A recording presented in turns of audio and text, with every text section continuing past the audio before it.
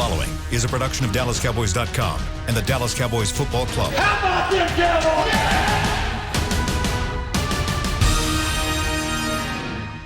This is Talkin Cowboys. Streaming live from the Dallas Cowboys World Headquarters at the Star in Frisco. First down. Handoff. Elliott plowing to the goal line. Buried. Sacked by Lawrence. Prescott keeps it, and he bangs it in for the touchdown. And now your hosts, Isaiah Stanback, Heckma Harrison, Rob Phillips, and Kyle Yeomans. It is a Say It With Your Chest Friday here on Talkin Cowboys. There's only one day a week that you normally get to experience it, but guess what? It's a special week. So you get two Say It With Your Chest days. We had Say It With Your Chest Monday, and now we Say It With Your Chest Friday here on DallasCowboys.com. And for those of you who just tuned into the draft show, thanks. I am double dipping this morning here with my guys, Isaiah Stanback, Rob Phillips, and Heckma Harrison. I'm Kyle Yeomans. Continuing on a week full of Cowboys headlines and news, Week 14 of the NFL season is upon us, and the Cincinnati Bengals await this Sunday afternoon. But boys, glad to be back with you guys, as always. And, well, let's just say let's bring some positivity and the energy this morning. You know why? Because Mike McCarthy seemed a little upset this morning on 105.3 The Fan, to say the least. And, Rob, did you get a chance to listen to that interview? And what did Mike McCarthy like? I mean, did he wake up on the wrong side of the bed or something this morning? Because he did not seem very happy with our friends Sean and RJ across the way. You thought so? I didn't think it was that bad. You didn't think it was that bad? Maybe it's just the way he hung up the phone. Oh, you know what? I cut it off with like about 15 seconds left. What happened? Just right in the middle of it, he basically like hung up. You know how like whenever a friend calls you and you're busy, but you don't want to tell them you're busy, and you kind of try and get rid of them a little bit earlier before you have to hang up the phone? That's what it sounded like. It was like, oh, okay, all right, sounds good, goodbye, and then hung up in the middle of Sean's outro. But it was a little interesting. But anything of substance out of that phone call, my friend? Well, I'm not sure. I guess maybe there was some discussion about semantics, like what we want to talk about effort or finish, to the end of that Ravens game. That was one of the questions that Sean and RJ had, because Jalen Smith, Ezekiel Elliott talked about how Mike addressed the end of that game. And they talked about how there's, anytime Jalen said anytime a coach has to stand up and talk to us about effort, that's a huge problem. That's unacceptable for the players. So, maybe that's a sore subject, and that's a hard subject to get into when you start talking about words like heart and toughness, things you can't really measure. So maybe he didn't like that discussion too much. I don't know. Where things stand as far as the injuries go, we'll see. Sound like Zeke he expects to be ready to go for this game Sunday. Mike did address Chido Awuzie on the COVID-19 reserve list as of yesterday. Hasn't been ruled out for the game officially, but said he has been exposed, and so they're going to go through that process and see where he's at. So I guess those were the two big things that come out of it. But interesting call, huh? It was pretty interesting. Now, whenever it comes to effort and accountability, kind of like what Rob was just alluding to, and apparently Mike McCarthy and the coaching staff had to address the team about that yesterday, and it's something that with 4 games left in the season, you don't necessarily want to have a part of the conversation. But Isaiah, is that what kind of moment or what kind of position does it take in a season for a team to get to that point where they are really, really challenging exactly the kind of effort that they're giving on the field? It's just indicative to a meltdown, essentially. I mean, when you get to that point, you got a bunch of grown men, but between the ages of 21 and I would say 38, and you're having to tell them, hey, I need you to work a little harder, okay, at your job that you get paid 6 figures to 7 figures for. It's probably, and some people 8 figures. It's sad. It's sad. It's something that should never happen. I don't believe that I had too many of those. I wasn't a part of too many of those conversations, those discussions with teams that I was a part of in the NFL, at least. But obviously in college you deal with that a little bit, but you're dealing with some younger guys. It's something that these coaches shouldn't have to worry about. But these coaches have their own worries instead of worrying about these players and their effort levels. They gotta put these guys in better positions to be successful too. Ekma? No, I'm sure, man. Yeah, I'm sure, Isaiah, that the teams that you've played on are even thinking about, the question of whether your team has heart or giving effort. But that's what they're alluding to, basically. Do these guys have heart? Have they quit on you? And those are all questions that coaches don't like to have asked. And if you ask any of the other 31 other coaches the same question, you're going to get an answer like that. And so you want to call it semantics, whatever you want to call it, but you're questioning grown men's heart, basically, when you start saying guys are not giving effort. So, however you put it together, I appreciate Mike McCarthy being edgy about it and not liking the question, because consequently what he's being asked, are you coaching a bunch of gutless guys? And the other thing, Heck, too, is that, he said the other day he doesn't like grading players through the media. And so, Sean and RJ are just going off of what's being reported out there, what players have talked about, what they've talked about in the meeting. But Mike doesn't probably want that stuff out there. He wants to keep it private. He doesn't want to give the impression he told the players they quit. What he said, I guess to clarify in this interview this morning on 105.3 The Fan, was just he didn't like the finish to the game. He didn't like the way they didn't finish strong in that game, regardless of the score. And without being specific, look, the last touchdown drive, if you want to infer what it was 6 straight runs, and it was too easy. I mean, it was just too easy. Easy money, I think, is what one of the Ravens players said to the camera. After the touchdown. So, you just got to finish strong, no matter how bad you're getting beat. That bottom line, and try to carry it to the next week and try to get better.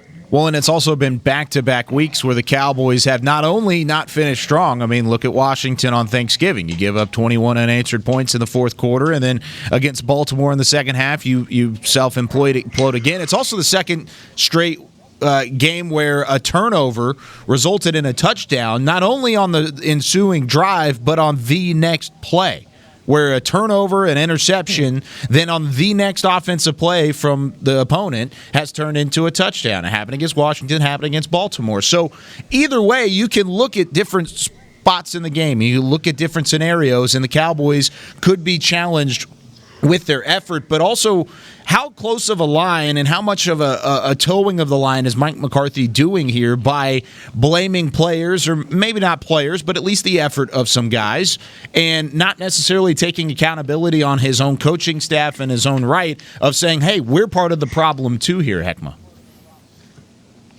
Oh, I mean, Mike McCarthy is coaching his coaches as well, and his players. And one thing that I love about Mike McCarthy is he's a very tight-lipped coach, and a lot of the stuff that is leaking to the media or had leaked to the media, he's pulled a lot of that back by getting rid of guys that were, talking internally. But that he's trying to fix this with his guys and make them understand that he needs leaders. He needs guys that when adversity strikes, that they don't cower in the moment. And that's been one of the things that this team has done. Anytime they've turned the ball over, it's like automatic that the other team is going to score. And if you look at the league in totality, that's not a going trend. Just because you turn the ball over don't mean that the other team has to score. But the Cowboys have faced that. And it's just the fact that when they do get down, just having the moxie to get back in games, or at least having a sideline leader or someone saying that, okay, guys, lift your head up, let's get back in this game. We don't have that. You have a sideline shot of guys looking dejected because, again, we're just a team fighting through all of this, and guys knowing where we are as far as the rankings on defense. So it's hard to find that silver lining and push guys when they feel like it's all gloom and doom around here. Isaiah? No, I don't disagree. I think, as a coach, you don't want to speak too much to the media. I always come from the perspective of my time in New England and Coach Belichick. He doesn't give you anything. Nothing. Coach Belichick doesn't give you anything. He'll tell you everything behind the scenes, but he's not going to say anything forward facing. He's not going to throw anybody under the bus. He's going to be real short and sweet to the point, and just, everything that needs to be said behind doors. So I don't have any issues with what McCarthy has done publicly, public facing. We don't have any idea what's being said, obviously, in the locker room. I can only imagine that he's taking responsibility because, as Heckma alluded to, his primary job is to coach the coaches. That's his number one job. Number one job is coach the coaches and make sure that he has the right coaches in place to coach the players. He's the overseer. He oversees things. He's not there to one-on-one coach these guys. If they need it, they need it. but that's not his primary job. His primary job is to make sure that he coaches the grown men, which are the coaches, and the grown men that are coaches need to coach these other guys to become grown men, so that you don't have to be talking about things like effort. And that's been part of the transition for him too, as the first-year head coach here, is that coaching the coaches, it's a brand new coaching staff that has not worked together, except for maybe a couple guys in previous spots. Obviously, Mike and Mike Nolan have worked together before. Here about accountability, here's a quote that Mike had on Wednesday after the game. He said, "There's a methodology to, frankly, how I handle it in the media in terms of when a player makes a mistake." He said, "Because when I see a player making a mistake, the first thing I look at is, do we give the player enough opportunities in practice to see that look, particularly the play you're talking about. That was the Leighton mistake on the Lamar Jackson touchdown." So he's taking accountability there from the coaching staff standpoint of, that was the look we liked pre-snap, but we didn't get it done. So what could we have done better during the week? So I do think he has shown accountability, that it does all fall on him. I mean, ultimately it does. Quarterback, head coach, wins and losses, the record is attached to those two guys usually. And you're going to continue to see that. I mean, whenever you have a banged-up offensive line, you have a backup quarterback, and you have a defense that can't stop a nosebleed, there are plenty of places you can point the finger, but ultimately it's going to come back to you as the head coach. You got to find a way to right the ship, and right now it seems like Mike McCarthy's struggling a little bit to find that opportunity on how to right the ship. It looked like for a second there maybe it was going to come over the last 3 or 4 weeks. Well, it hasn't necessarily been the case, and you get a chance for a win coming up this Sunday against Cincinnati. We're going to go ahead and step aside for our first break on a shortened edition of Talkin Cowboys. But when we come back, Andy Dalton going back to Cincinnati, does that result in a Christmas tree for Mr. Heckma Harrison? We'll talk about that and a whole lot more when we come back here on Talkin Cowboys. There's nothing as unique as our eyes, which is why Essilor pioneers ways to make lenses as unique as you. Verilux for super sharp vision, Essential Blue for protection, and Crizal for freedom from glare. 3 cutting-edge solutions in a single unique lens. So whatever your needs, insist on Essilor. Visit your local Essilor experts and find the perfect lens for you. See more, do more, Essilor. Since 1865, Stetson hats are American-made with pride right here in Texas. And Stetson is proud to be on the field with America's team. Want to show your Texas and team pride too? You can. By purchasing your own Stetson, you can look just like how the flag guys do on field at every home game.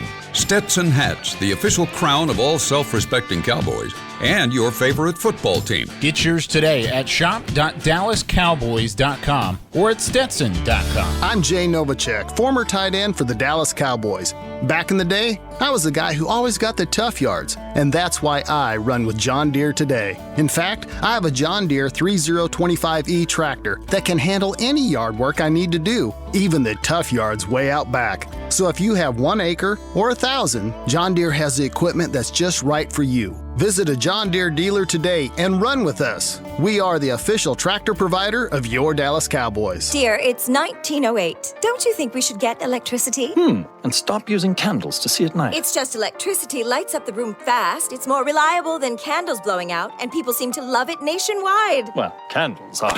Dear, did you just run into the wall? Nope. May I have a new candle, please? Historically, switching to new technology is a no-brainer. Today, it's AT&T 5G. Fast, reliable, secure, and nationwide. Switch to AT&T 5G. It's not complicated. 5G requires compatible plan. May not be in your area. See att.com/5G for you for details.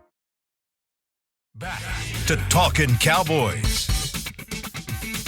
Back here on Talkin Cowboys on a Say It With Your Chest Friday from the SWBC Mortgage Studios. Kyle Yeomans alongside Heckma Harrison, Isaiah Stanback, our resident Super Bowl champion, and our Cowboys insider, Rob Phillips. And, well, let's go ahead and get this Essilor lens read going here. With Essilor lenses, you can see every exciting play. Book an appointment at your local Essilor experts and see what Essilor can do for you. See more, do more, Essilor.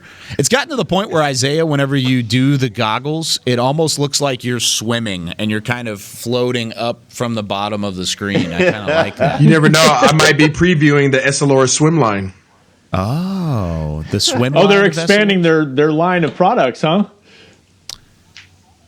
Just saying, you never know. They might just have nice little lenses inside the goggles. I think there's a good chance of that, I think, moving forward. And I think Essilor should look into those kinds of ventures, let's say.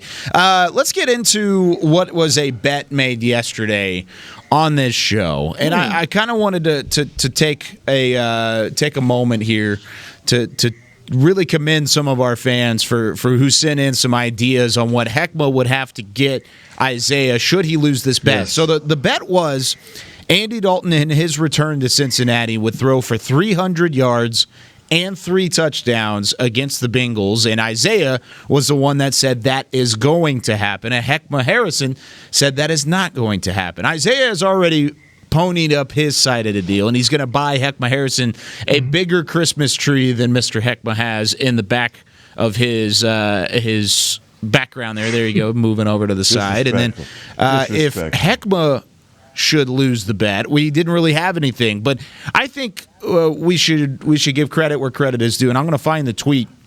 But one of our fans came in, and one of the Cowboys fans, Tony Baker, said Isaiah has to buy the Christmas tree, and Heckma has to donate $50 or more to Isaiah's charity of his choice this Christmas season. And I think that's a perfect way to do this bet, should things go right or wrong for either one of these guys. Heckma, do you agree to these terms? I've already donated to Isaiah's charity. So, okay, I guess we'll do that. That's no problem. You donated, but I'm gonna get my tree. I'm not even. Thank you, Tony. Don't you have the homeless? Yes, he does. He does. He does have Union Gospel Mission. Yes, I didn't want to butcher it on air, but yeah, that's it. Yeah. That's it. There you go. Well, okay. So is that where the money would go, Isaiah? Is the $50 to the Union Gospel Mission?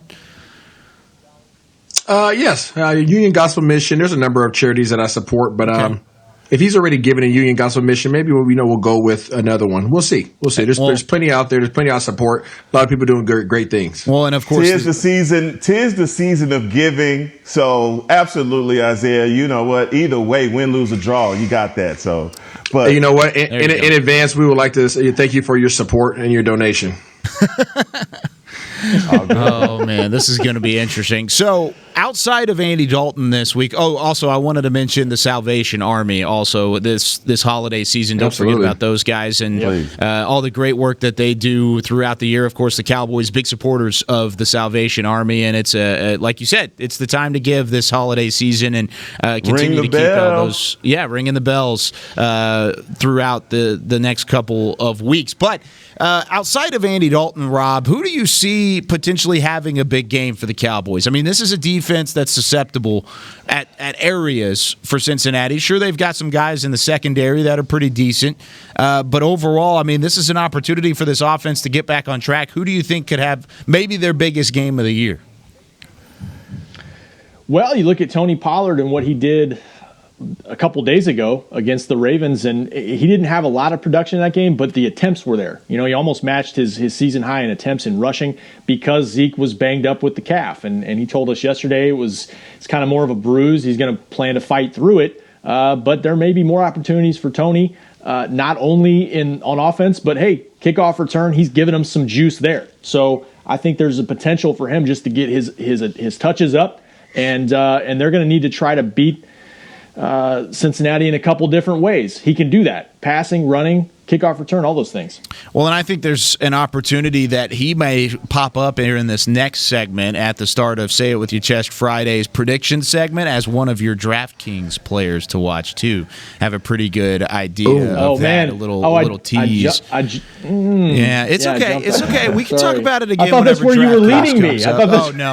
No, I was trying to basically lead you to the offense, but that's actually a great point on your end. Let's look at the defensive side of the football first, and then we'll go to offense in the next segment so we can save that for the play back games. Chris next segment what I said. Just cut it and play it again. That's a good way to do it. Yeah. But let's talk about the defensive side of the football. Who could potentially have their best game of the year on that side, Heckma, whenever it comes to trying to slow down a Joe Mixon, a Joe Burrow-less Cincinnati offense? For our defense, I mean, you gotta look no further than guys like Tank Lawrence. You gotta look at Randy Gregory. Interior line wise, Hamilton, all of our guys. I mean, we just pick a number and say that guy needs to have a big game. But LVE is another guy that really has to get the taste out of his mouth from that Baltimore showing. And I'm sure that he is revving to go this Sunday because, look, there's a lot of bad film out there from last week, and you guys documented it in the film study as well. It's just so much poor play that's happening on that side of the ball. But, as you get through the season and hopefully we get an opportunity to see guys like your Bradley Anai, Kyle. You've been asking to see this guy. So I doubt it. This may be a perfect opportunity. Well, I'm trying to be hopeful for you. Be hopeful. Come on. I'm so don't do that. So discouraged in seeing either Bradley and I or Reggie Robinson. I want to see both of those guys, and they don't show up, or at least they haven't been able to show up. They haven't been active or just not on the field a whole lot. But hey, I appreciate your effort, my friend. I do. I really do. That's all I'm trying to do. That's Positivity. all I'm trying to do. Jeez. I mean, but like I said, that's all of these guys have to have some type of showing because even when you go back to when you say, all right, we're making things better, and you look no further than the Minnesota game where our defensive line seemed as though they held things in check, right, for that victory. But here we go again with situations where you turn on the film and you got guys getting dug out of there. I think we were laughing about, hey, we thought Dontari Poe showed up at the Cowboys facility again. No, it's just another guy wearing 95 that's getting the same kind of treatment. So defensive line, our front seven has got to be a lot better than what they have been, especially in the game where you don't go into it saying, okay, this is a premier running back in Gio Bernard. Isaiah? On the offensive side of the ball, I think CD is going to go off. I think CD and Andy Dalton have found some kind of chemistry. So I foresee that happening or continuing just with bigger chunks, bigger plays than we saw this past week. On the defense side of the ball, Heck just said it. I'm looking forward to seeing LVE bounce back. My hope, since we're talking about hope, my hope is that LVE and Jalen Smith are absolutely tired of everybody dogging them. I hope that the inner competitor inside both of them comes out, and that the wolf comes out, and that the doggone swiper comes out, and that they figure it out, and they become the doggone Bash Bros from back in WWE, and they just go out there and they just go like this the whole doggone game. Bushwhackers! I need those guys to come out and look at each other in the eye and say, we're tired of this crap. Let's go show these boys what we're about. So that's my hope. That's my intent. Let's see what they do. Hey, Isaiah, I forgot to tell you, because you said yesterday this game was going to be like a battle royal. I broke out the WrestleMania 32 sweatshirt hoodie from AT&T Stadium back in the day. So, battle royal, Bushwhacker style. Let's go. Bushwhackers, baby. It. Now, another guy who I think could have some success on the WWE tour, but hasn't necessarily had success the last couple weeks. How about Neville Gallimore? Where's my rookie Neville Gallimore been whenever it comes to the effort that we saw against Pittsburgh? I mean, the last 2 weeks, I haven't seen that same kind of fight, that same kind of push from the Neville. Juice. The juice, it just hasn't necessarily been there for Neville, and I think that's something that is significant because you want to see progression from your rookies. And I just talked about how you haven't seen Anai, you haven't seen Robinson, and now Gallimore, who is your third-round pick, and not necessarily bring the impact that you once thought was going to happen. Where has he been, Isaiah, on the film room that you've been able to look at, and how has he been swallowed up so easily? Well, I don't know how much you know about juicing, Kyle, but when you have fresh juice, freshly squeezed juice, it goes bad fast. You know what I'm saying? Wow. It tastes great when it first comes out, but it goes bad fast. So you got to go out and re-up on your produce. So what Gallimore needs to do, he needs to go back and re-up on his produce because now the league sees him. Now they know who he is. You are no longer the new guy that we don't have any film study of. So you got to change some things up, youngster. Ask some of these veterans around. Go back and grab some film.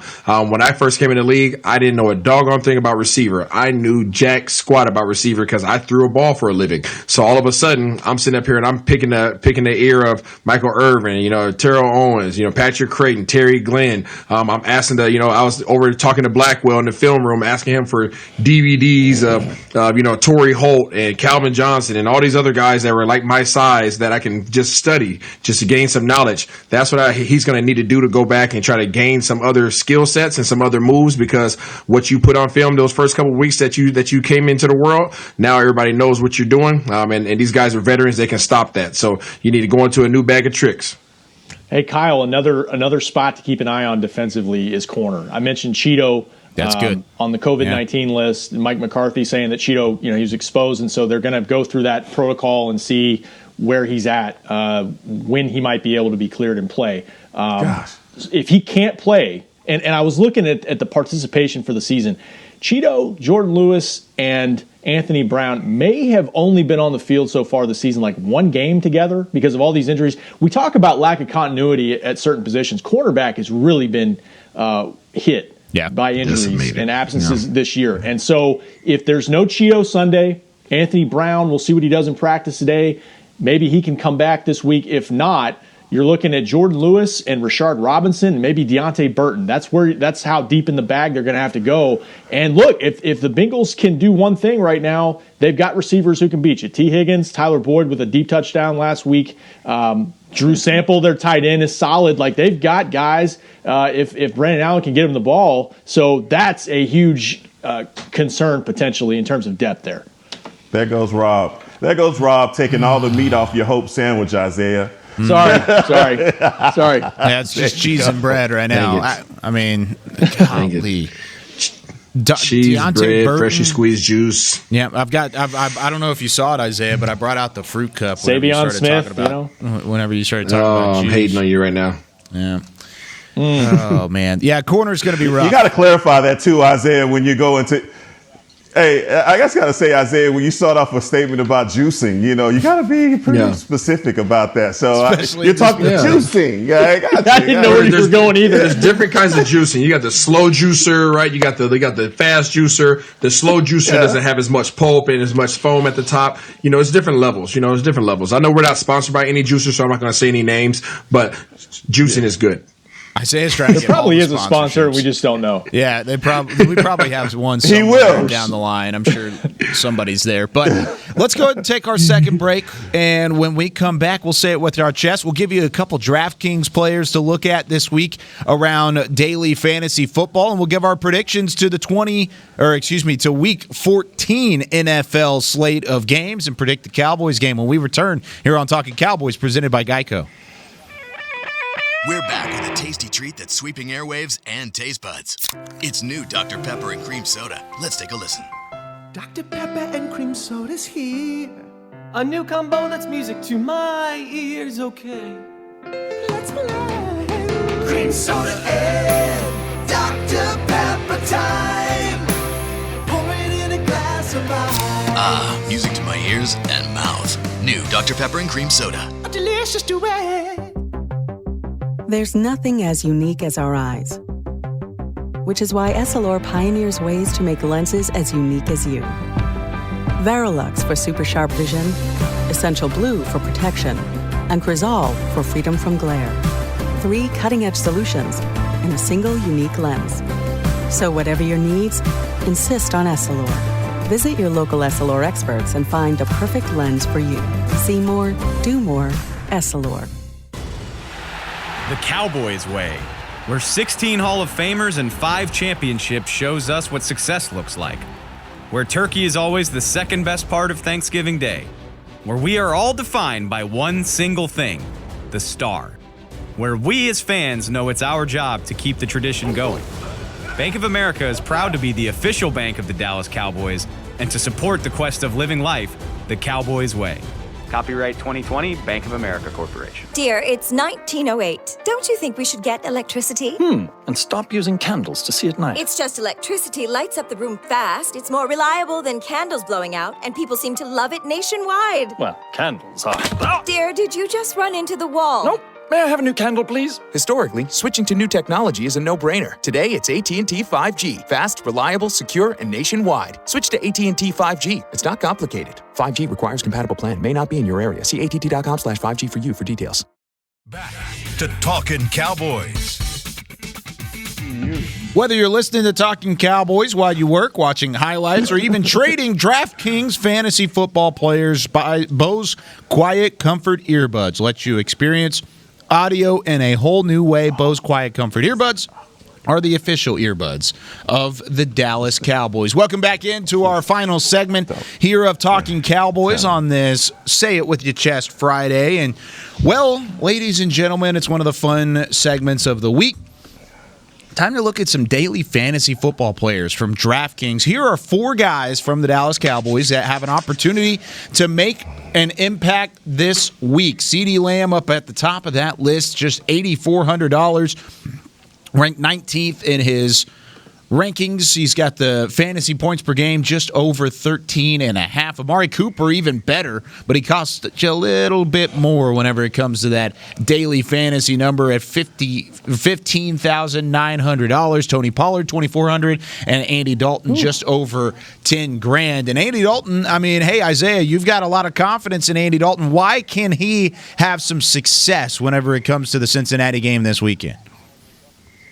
Because the man wants redemption. He wants to let the city of Cincinnati know that he is still a dude. And if last week was any indication as to what he may be brewing, maybe cooking up for this week, then I am excited because he had a heck of a game last week when he had some protection. He had one ball that got batted down and got intercepted. Aside from that, he was moving the ball. They were playing soft defense to allow everything underneath. I don't think that Cincinnati's going to play soft defense because I think that they want to try to embarrass him in his return to home. So it's his job to make sure he identifies the blitzes and gets the ball out to take advantage of these guys. And just like Tyler Boyd did last week, how he took off for 72 yards, I expect some of our guys to do some of the same things multiple times, in resulting in 300 yards of throwing and 3 touchdowns. Like I told Heckma, I'm gonna make a nice little donation. Heck, I appreciate you. I like it. Hey, and if he ends up hitting those numbers, then everybody using Andy Dalton in DraftKings fantasy football is going to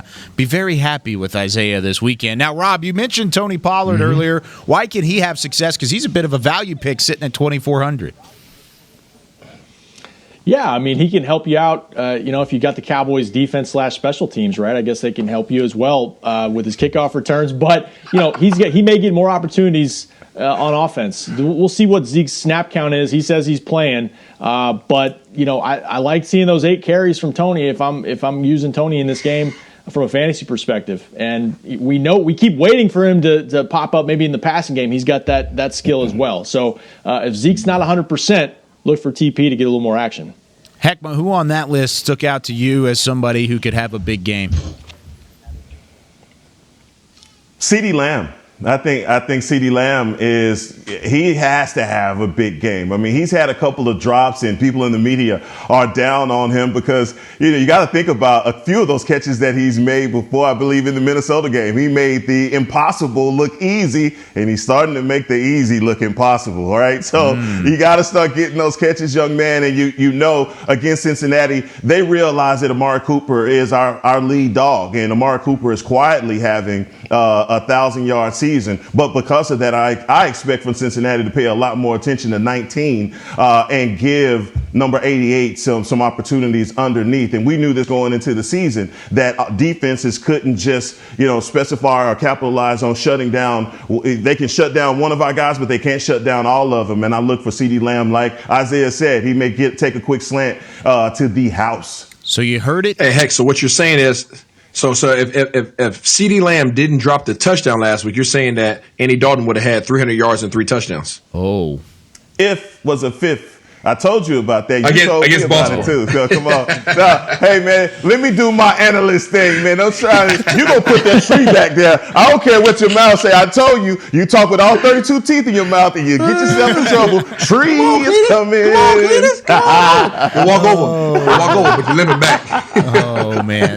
So you heard it here first. Andy Dalton, CeeDee Lamb, Tony Pollard. Those are your picks for DraftKings, the official daily fantasy sports partner of the Dallas Cowboys. Cowboys, and this Sunday you can play for free and win over $1 million in total prizes with your first deposit. Just download the app today and play for free on DraftKings, the leader in daily fantasy sports. The leader in our Pick'ems this season is Mr. Rob Phillips. We're now through 50 games of predictions on this show in 2020, and Rob Phillips is sitting at 30 and 20 up at the top of the list. Second place, Heckma Harrison, a game and back. I got the best tree, too. Oh. Whoa. Stop talking for a second. What did you say? Who was in second place? No, say that again. I'm sorry, I didn't hear you. Heckma Harrison is in second place, a game back at 29 and 21. Third place is Isaiah Stanback. He's at 28 and 22. And then I am bringing up the rear, the caboose, the coming from the back, 27 Catching all the 23. I'm just all behind, and I need to catch up while I can. If that's what you want to put it as, then we'll do it that way. Okay, let's start things off with the Vikings and the Buccaneers. Minnesota got back on track last week, and Tampa Bay, they've allowed under 75 rushing yards per game this season, the fewest in the NFL, and man, wouldn't that be nice, but it's not the case for the Cowboys. Isaiah, who you got? TB12, your boy, against the Vikings. Yeah, I'm not going with TB12 this time. I'm going with Leonard Fournette this time. Leonard Fournette goes off. Rob. Yeah, at some point, Tom and company are going to get turned around and make the playoffs. So give me TB12 and Fournette.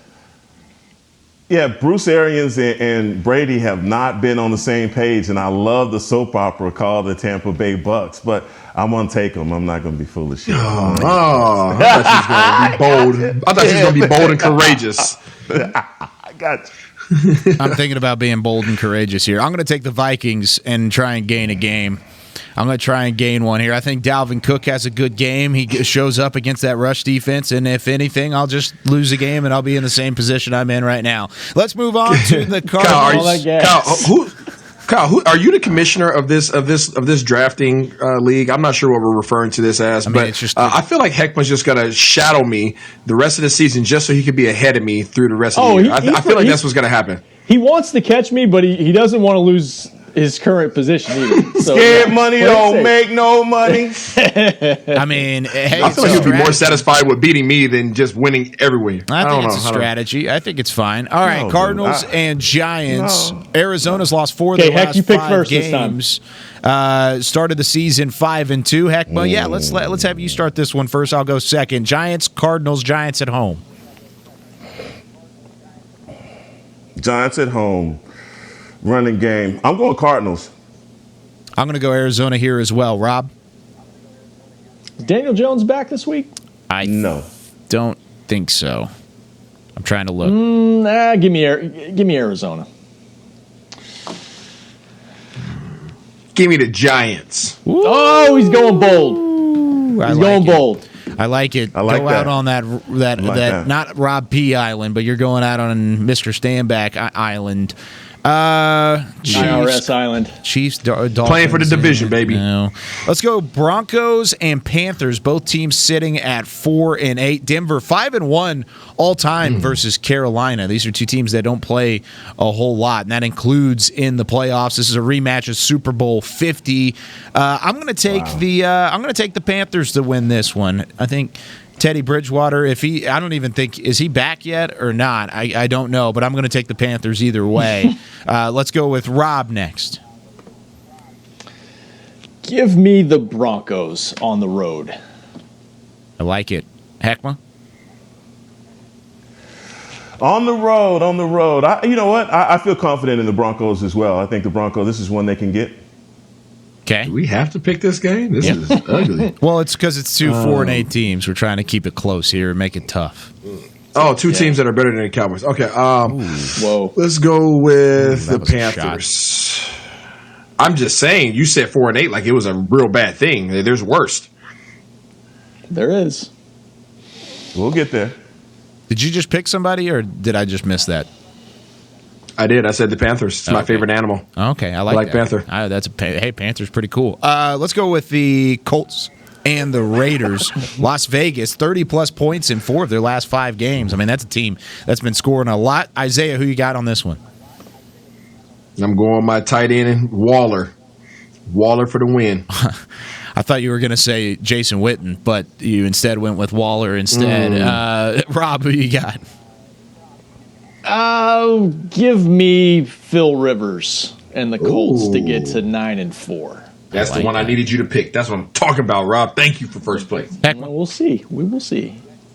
Yeah, I'm going Phillip Rivers as well. I think that the better defense is definitely Indy, and so with Waller, they have that threat in him, but that's about it. So I'm definitely going Indy right now. Isaiah's got his Essilor glasses. He's like, I can see first place. I can see it coming, and he can see me sitting right next to him on that bus. As I'm going with the Raiders as well. Isaiah and I split it. That's what I'm talking about. KY, baby. Yeah, we're going with the Raiders on that one, riding strong. Okay, this is You see the colors? A Sunday afternoon game. The Washington football team versus the next opponent for the Cowboys, the San Francisco 49ers. San Francisco, 326 total yards per game this season. That's the 6th fewest in the NFL, and that's without really their entire defensive line.